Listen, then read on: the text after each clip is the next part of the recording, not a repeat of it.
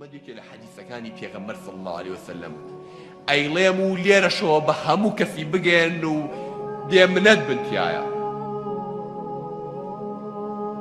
1400 ساڵ لەمەو پێش پێغەمبەری نازدارمان محەممەد مستەفا هەزار سەڵات و سەلامی خوای لەسەر بێ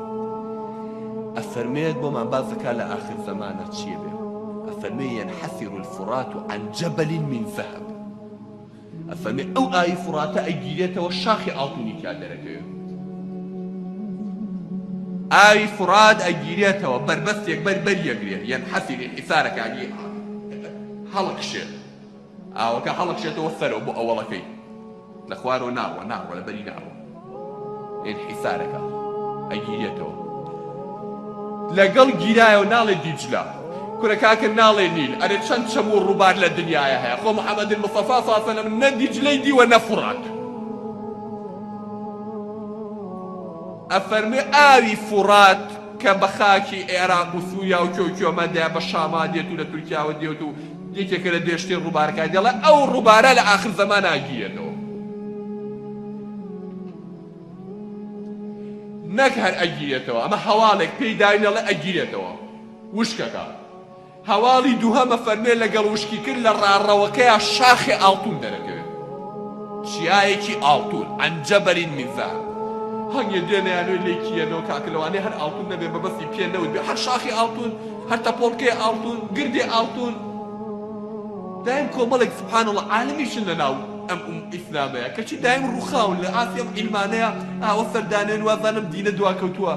شێخ محەممەد عەبدە ڕەحمەتی خوای لێ بێ کاتی خۆی کە بدایەتی ئەم قەڕە عیلم ئاوات چاوی دنیای کوێر کردبوو عیلم پێشکەوتەوە و تر دین ببوو بە دواکەوتن فەقیرە کە تەفسیری قورئانێکەکەی و طەیرەن ئەبابیل کە خوای گەورە لە قورئانە باسی کردووە لەوانەیە مەبەستی پێ هەنگێ میکرۆبێ خوا ناردوێ بێتی بۆیان ڕووی ناهاو بڵێ تەیرە و بە دەنووکی و بە قاچی بەردی هەڵگرتە و یایەتی بە تەپڵەسەری هەش کەسێکان دای ڕەسانەوەیانەوە مەچیە بە خرافیانە ڕوویان ناهاو ئێمە وا ناڵێین ئێمە ئاڵێین پێغەمبەر صلی الله علیه وسلم چی فەرموو وەکو خۆی ئیمانمان پێیەتی بۆیە کە ئەمەش ئەڵێم لێرەیە چونکە ئەم زۆر نزیکە چونکەوە هەموو ئاسارواتەکان و ئیرهافاتەکانی دەرکەوتووە 1400 دانە ساڵە ئاوی فورات ئاوی عەیبی نەبووە تازە بە تازە تورکیا هاتووە 14 سەدی لەسەر دروست کردووە سەدەی لەو سەدانە کە پێوتێ مەشروعی ئیگابی پێوتێ سەدی کەمال ئەتاتورک ئەڵێ 14 دانە ساڵ ئاوی فورات بگرمەوە نێڵم قەترەی ئاوی پیا بێ هێشتا پڕ نابێت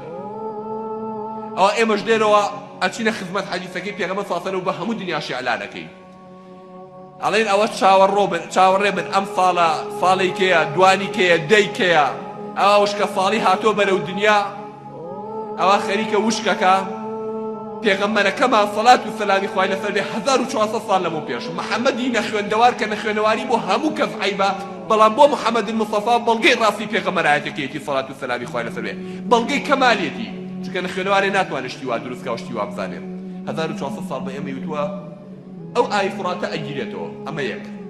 نەک هەرش گیرێتەوە تۆ سێ مردەکاریە شاخی ئاڵتونیشی تا دەرەکەوێت نەک شاخی ئاڵتون هەر ئەوەندەش نا ئەڵێ کە شاخە ئاڵتونەکەشی تا دەرکەوە هەرچی شڕەخۆری دنیا هەیە ملی خۆی بۆ شکێنێ بە تایبەت سێ جێیشی گەورە ملی بۆ ئەنێن کۆبنەوە لەسەری سێ سوپا ملی بۆ ئەنێن لە ڕوات کافەرمێ قائیدی هەر سێ سوپاتەکە هەر سێ لەشکرەکە قائیدەکانی شێر کوڕە پاشان يجتمع عنده ثلاثة كلهم ابن خليفة هەر سێکیان کوڕە پاشان قائیدی سێ جێیش ملی بۆ ئەنێ و شەڕی لەسەرەکەن تكون عنده مقتل عظيمة كشتو كشتاريكي إرجار جورة لفرو ألتون الرودا حتى يقتل من كل 199 حتى وايل دي لكل صدنا فأجريكي كده تشنو نو يكوشيا كتيش رخور لحمو لا يكو هرملي بوني باش مالشتكم لعلي أنا أكون هو باش مبو من بيوا باش مشتكم تذكريا ثورة ثانية كوشيا شاخي ألتون خلق هرش سبحان الله آوايا بو دنيا حاولتي بو ألتون سبحاني مش معلومات هي كما لا آي فراد لنا هم الرباركاني دنيا أجيلته آخر مش تيجي بظن وبخوي بخيالي كفابه لنا هم آي فراد أجيلته يك دو شاخي أعطوني كذلك سي جيشي جورا ملي بوانه شوار قائدي هر سي جيشكا كرة باشا وكرة أمير پێنج کوشتارێکی ئێجگار گەورەی لەسەرەکرێت تاوای لێ دێ لە 100 نەفەر ئەگەرێکێکی دەرچێنەوە نوێ کوشتێ 6 کە لە هەمووشیان مهمتر سبحان الله ثم لا يكون لأحد منهم دوایش ئاڵتونەکە بە کەسیان نابڕێ بۆ کەسیان نابێ ئاخۆ چ ملپانێکی کە قووا دابەزێنێ وڵە ناسنیوە دەی ماڵی خۆم تەقەن ئەنێ ئەمریکا و ئەوروپاڵێ ئێوە کێ خواتێک دێنێ وەڵێ من بۆتان دەرێن ئەمە 1400 دانە ساڵ لە حەدیثی صحیحە پێغەمبەرەکەمان سەڵات و سەلامی خوای لەسەر بێ پێوتوین هەچ کەس داوای معجزەی تازەی لێکردن وتیان حەزەکەم زانی داهاتوو چی ڕای ئەمریکێکە لەو شتانی کە پێم وایە ئینشاءڵڵا بە گومانی خۆم ئەگەر ڕاستم کرد ئەوە لە خواوەی و غەڵەتم کرد لە خۆمەوەیە پێم وایە بەم زوانە ئەبینێ و ئیشە چونکە هەموو پێشەنگەکانی هاتۆتە دی کە خوا پەنامان بە ئەگەر ئەوەش ڕوویە ئەوە پێم وایە دەنکی یەکەمی تەسبیحەکەیە یا دەنکی یەکەمی مرووەکەیە کە پێغەمبەر صلی الله علیه و سلم فەرمووێ نیشانە گەورەکانی قیامەت وەکو ملیۆنکەیەکیان وەکو تەسبیحێکی ئاوا وایە لەگەر گوڵنەکەی پچڕا واسیتەی عەقدەکەی پچڕا مرووەکان هەموو یەک بە دوای یەکا چێ بن ئەکەونە خوارەوە نیشانە گەورەکان کە دەستی پێکرد هەموو یەک بە دوای یەکا دێ حربی عالمی سێم و کاولبوونی مەدینەی شاری پێغەمبەر صلی الله علیه وسلم و ئاوەدانکردنەوەی قودس و مەلحەمە العوزما کە حرب عالمی سێمەکەیە و لە دوای ئەوە گرانی گەورەکەی کە بە دوای 3 ساڵەکە و ئینجا هاتی دەجال و دابەزینی عیسا سەلامی خوای لەسەر بێ و ئەمانە هەر هەموو 7 ساڵی پێ ناچێ ڕوەدا یعنی فریای یەک بە دوای یەکا ناکەوی دەنکی یەکەمی ئەو ڕووداوە گەورانش سوبحانەڵڵا چییە؟ ئەو ئاڵتون دەرکەوتنێ لە دوای وشک بوونی فڕاق ئەو بەزمە گەورانی هەموو بە دوایە دێ جا ئێمە لێرە ئەڵێین ئەو ئیسلامەکەی ئێمەیە هەرچێکی فەرمووە لە حەدیثە لە ئایەتە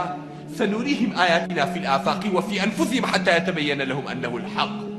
أبي لآثوي الدنيا وبنورا بشانيان بيك أو قرآن حقا هرشي هوالك شتيا الرافة وهرشيش محمد المصطفى صلى الله عليه وسلم فرميتي ما ينطق عن الهوى إن هو إلا وحي